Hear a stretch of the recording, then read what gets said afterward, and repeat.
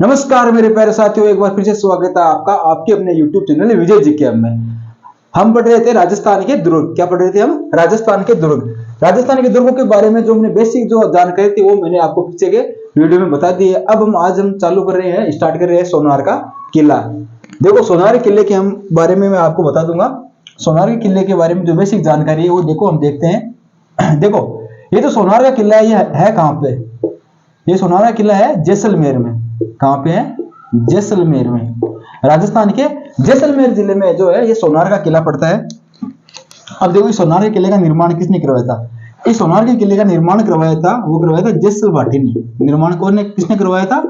जैसल भाटी। जैसल भाटी ने इसका निर्माण करवाया था। ठीक है। निर्माण पूर्ण किसने करवाया था? वो करवाया था सालवाहिन। देख लो आप, सालवाहिन।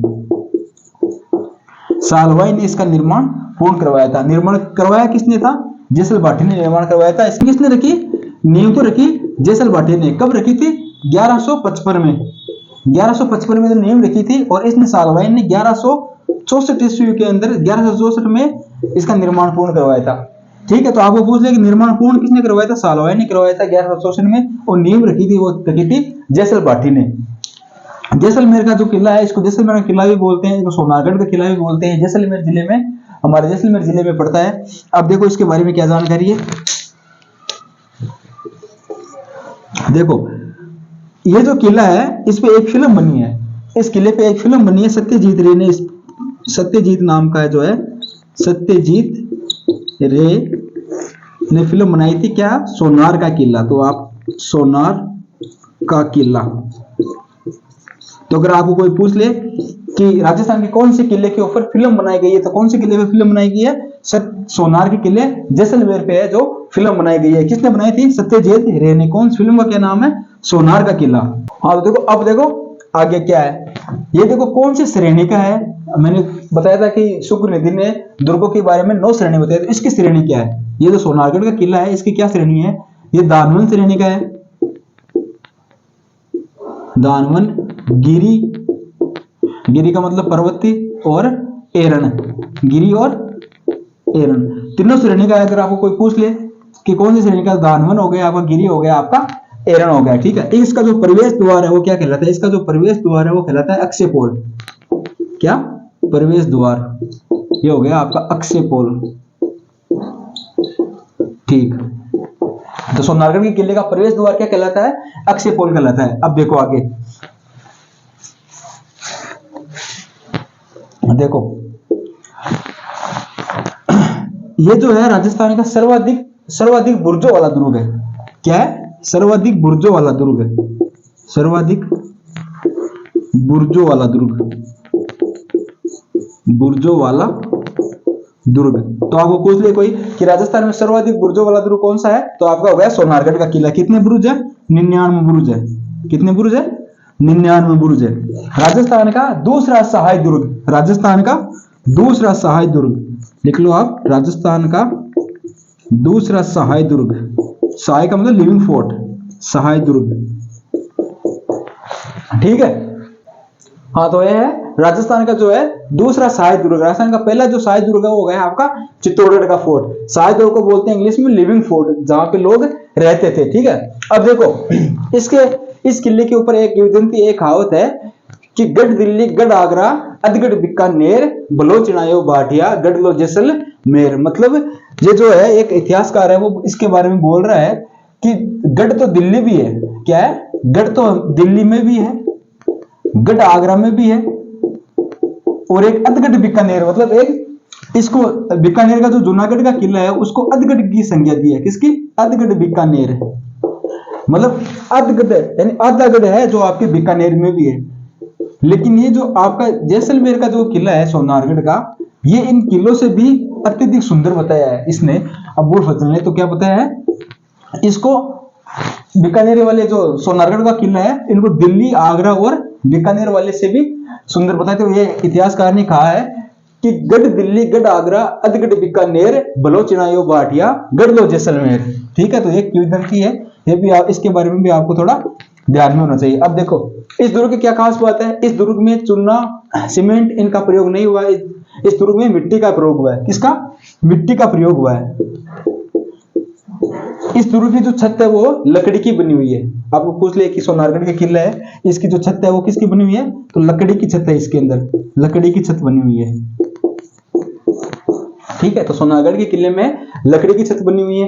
ठीक है, इसमें सीमेंट चूना पत्थर का प्रयोग बिल्कुल नहीं हुआ है। दूसरी बात मैंने आपको बता दी कि इस पे फिल्म भी बनाई गई है, सत्यजीत रे ने फिल्म बनाई थी। अब देखो इसके बारे में क्या खास बात है, इस किले के चारों तरफ एक गागरी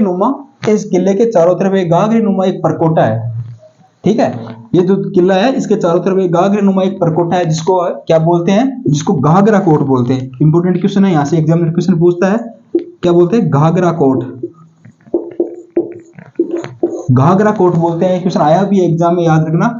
इस सोनारगढ़ के किले के चारों तरफ एक गागरी नुमा परकोटा है, जिसको क्या बोलते हैं, घाघरा कोट बोलते हैं। ठीक है, अब देखो इस किले के बाद में क्या खास बात है कि सन 2009 में इस किले के ऊपर 5 रुपए का डाक टिकट जारी किया गया है। कितने रुपए का? 5 रुपए का डाक टिकट जारी किया गया। तो अगर आपको क्वेश्चन पूछ ले कि 5 रुपए का डाक टिकट कौन से किले पे जारी हुआ है, तो कौन से किले पे हो गया आपका, सोनार का किला जैसलमेर वाले पे 5 रुपए का डाक टिकट जारी किया गया। कब किया गया था? सन 2009 में। किले के जो उपनाम है, इस किले के जो है उपनाम वो कौन कौन से हैं, तो लिखो आप उपनाम। उपनाम है, इसको बोलते हैं गलियों का किला। क्या बोलते हैं? गलियों का किला। गलियों का किला। ठीक, इसको बोलते हैं राजस्थान का अंडमान। राजस्थान का अंडमान। इसको बोलते हैं राजस्थान का गुलाब। राजस्थान का गुलाब। इसको बोलते हैं त्रिकूटगढ़। क्या बोलते हैं? त्रिकूटगढ़।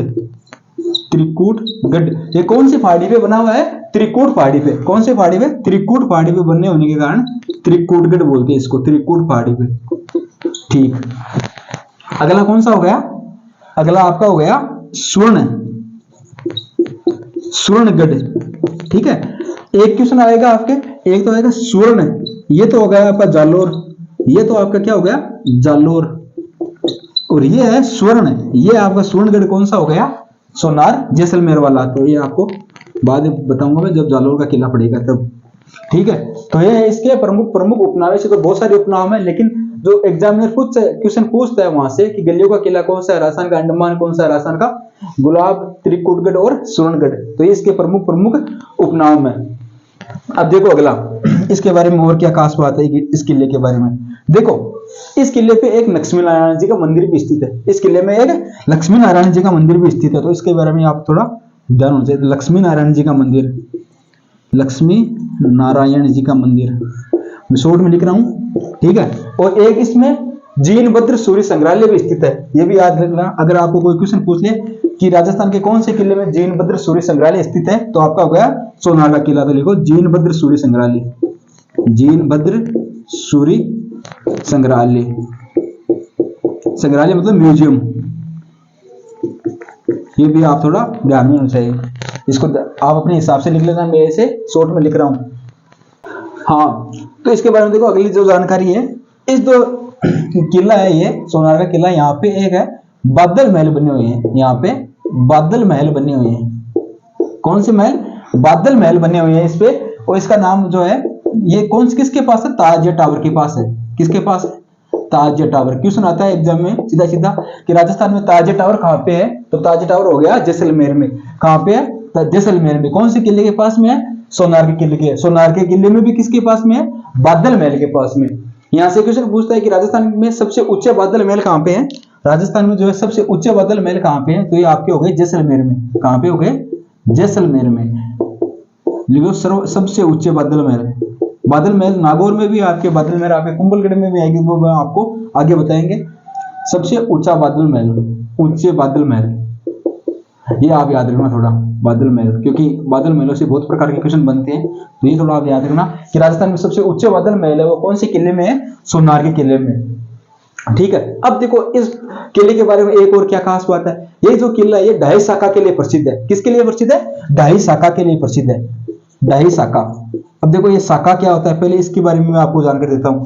जब जो शासक होते थे, युद्ध होते थे, युद्ध लड़ने के लिए जाते थे, तो एक तो होता था केसरिया। क्या होता था? एक है केसरिया, केसरिया, एक होता था जौहर, सॉरी एक होता था केसरिया और एक है जौहर। ठीक, ये जो केसरिया है ये करते थे पुरुष। ये केसरिया कौन करते थे? पुरुष। क्या करते थे? जब युद्ध में जाते थे उस समय सर पे केसरिया रंग की पगड़ी बांध के जो युद्ध रणभूमि में जाते थे और जो यहाँ पे वीर गति को प्राप्त हो जाते थे उनको बोलते थे केसरिया करना। और जब उनके राजा महाराजा, जब उनके सैनिक वीर गति को प्राप्त हो जाते थे युद्ध में, तब उनके पीछे से जो रानियां हैं वो आग या जल के माध्यम से जो जोहर करती थी उसको बोलते हैं जोहर। जोहर जो अपने आप को बलिदान दे देते थे, अपने आप का बलिदान दे देते थे। जैसे आपको आगे आएगा इतिहास में 1301 का जोहर, 1303 का, 1534 का, 1564 का, बहुत सारे जोहर आएंगे, वो मैं आपको आगे इतिहास के अंदर बताऊंगा। अब देखो ये जो दोनों घटनाएं एक साथ होती है, केसरिया और जोहर जो एक साथ होता है उसको बोलते हैं साका। क्या बोलते हैं? साका। अगर आप क्वेश्चन पूछ लिए कि साका किसे कहते हैं, जब केसरिया और जोहर दोनों एक साथ होते हैं तब उसको साका बोलते हैं। और जब केसरिया हो जाए, दोनों में से एक चीज हो जाए और एक ना हो, तब उसको बोलते हैं अर्ध साका।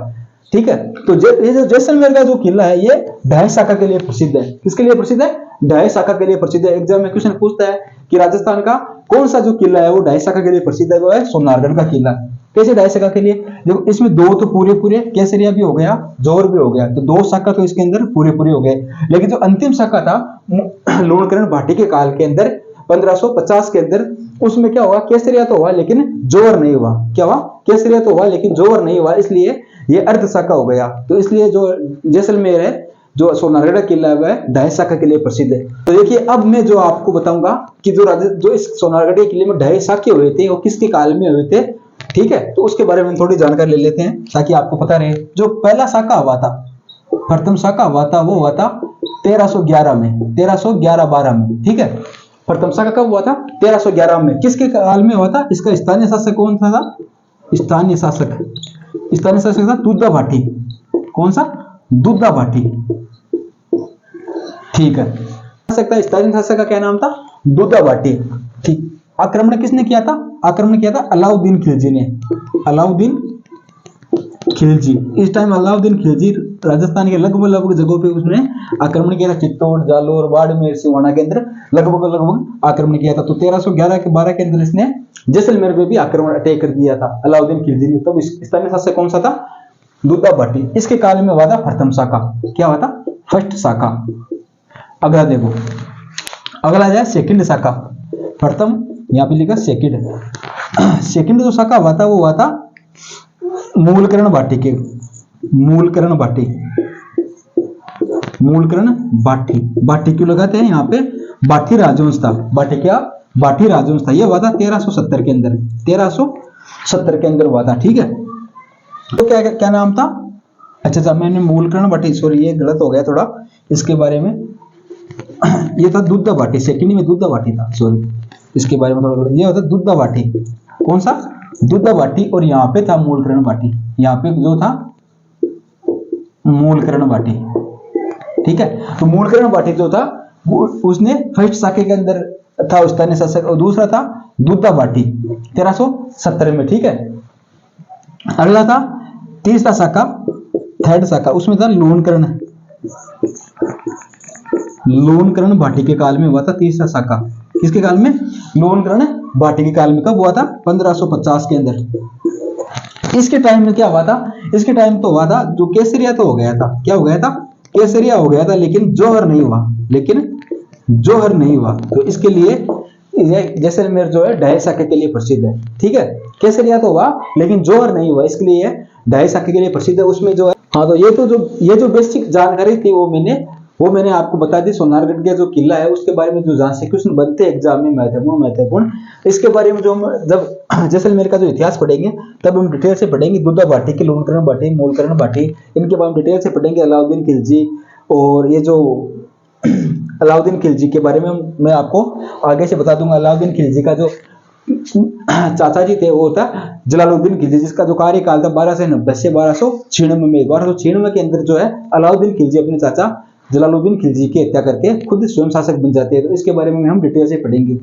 ठीक है साथियों, आज की क्लास में इतना ही। अगर आपको क्लास पसंद आई होगी तो हमारी क्लास को लाइक कीजिए, शेयर कीजिए और सब्सक्राइब कीजिए। और हमारे टेलीग्राम चैनल विजय जीके हब को ज्वाइन कीजिए। टेलीग्राम चैनल का नाम है विजय जीके हब,